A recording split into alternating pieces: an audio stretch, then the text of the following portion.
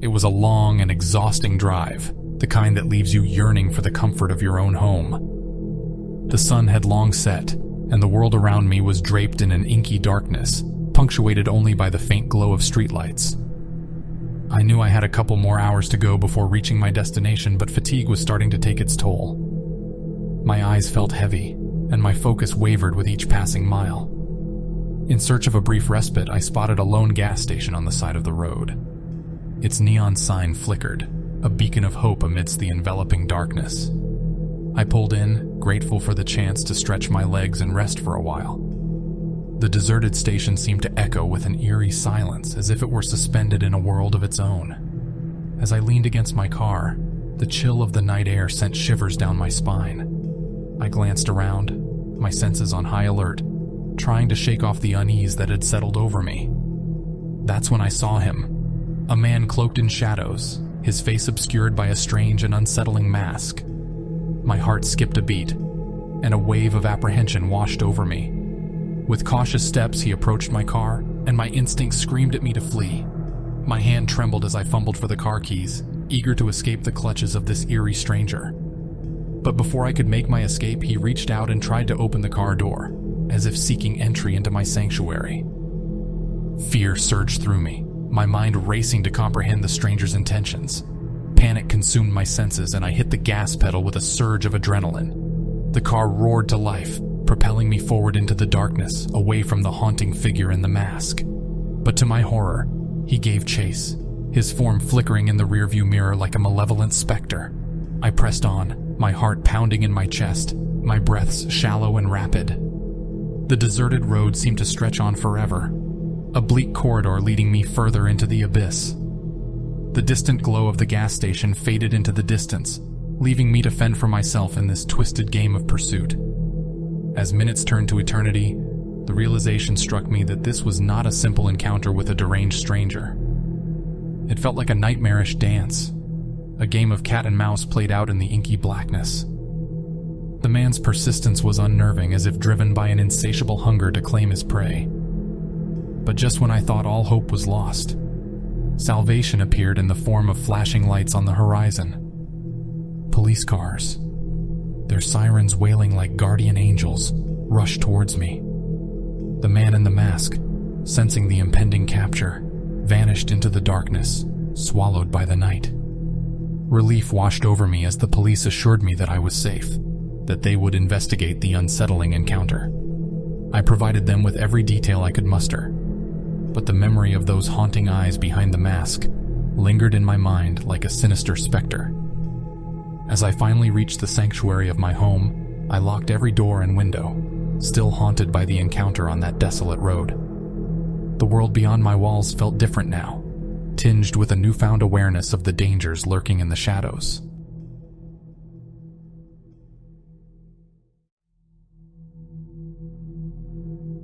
It was a cold and gloomy night, and I found myself driving along a quiet and desolate road after working late at the bar. My car's gas gauge had been hovering precariously close to empty for the past few miles, and I knew it was only a matter of time before I would have to find a gas station. As luck would have it, my worst fears came true, and my car sputtered to a halt.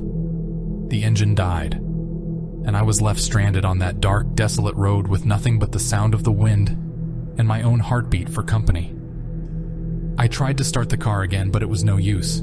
I was out of gas. With a sigh of frustration, I grabbed my phone to call for help, only to be greeted by the dreaded no-signal message. The isolation of the night seemed to intensify as I realized I was completely cut off from the outside world. I knew there was a gas station about a mile away, so I decided to leave my car behind and walk there. The road was enveloped in darkness, and the only source of light was the faint glow of the stars above. Every rustle of leaves and hooting of an owl sent shivers down my spine, but I tried to convince myself it was just my imagination running wild. As I reached the gas station and fueled up a canister, a sense of relief washed over me. I paid for the gas, thanked the station attendant, and turned to head back to my car. But as I made my way back down that desolate road, I noticed something peculiar, strange noises coming from the woods nearby. My heart pounded in my chest as I strained my ears to identify the source of the sounds.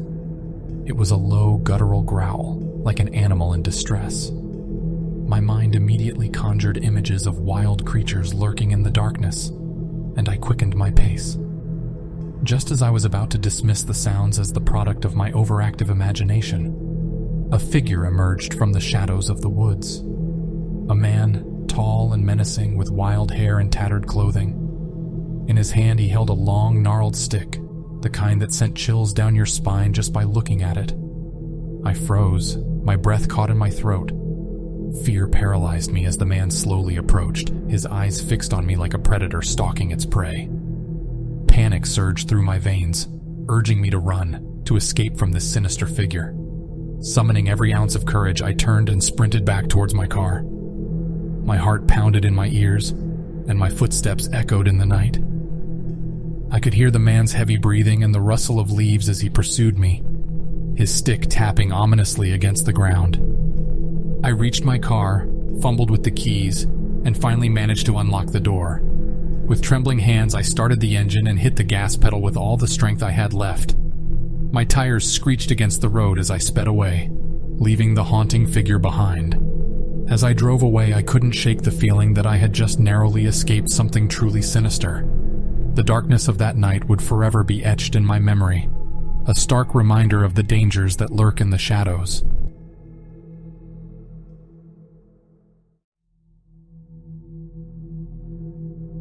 It was well past midnight, and I was driving back home after spending the evening hanging out with a friend. The city streets were eerily quiet, and I found myself alone at a red light, waiting for it to change. The low hum of the engine and the occasional flickering of streetlights were the only companions I had in that desolate hour.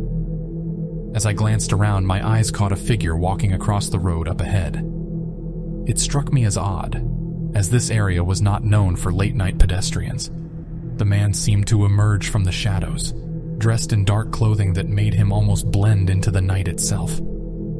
I couldn't make out his face, but the way he walked with purpose, almost as if he had a destination in mind, sent a shiver down my spine.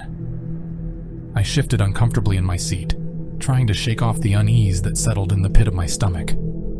The red light seemed to last an eternity, and all the while I couldn't take my eyes off the mysterious man.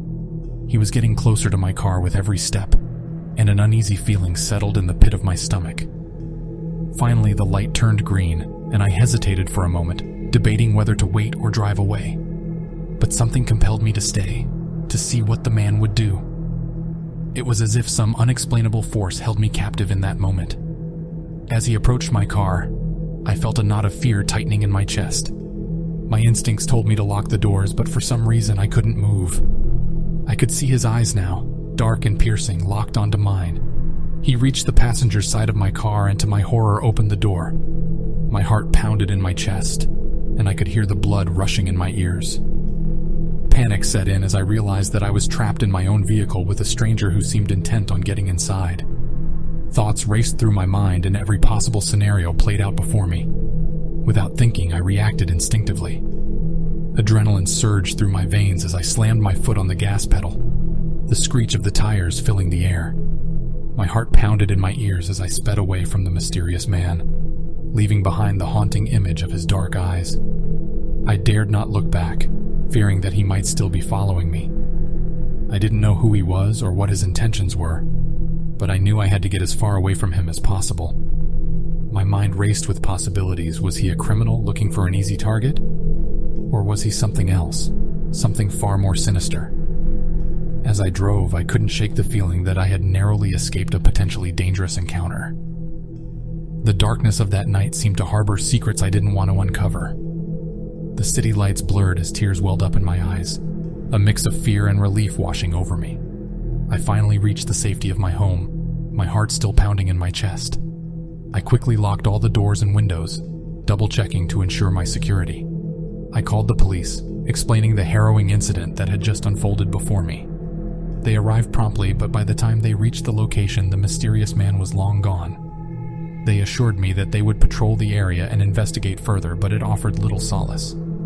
The fear lingered, and I couldn't shake the feeling that the man would return, that he would haunt my thoughts and dreams.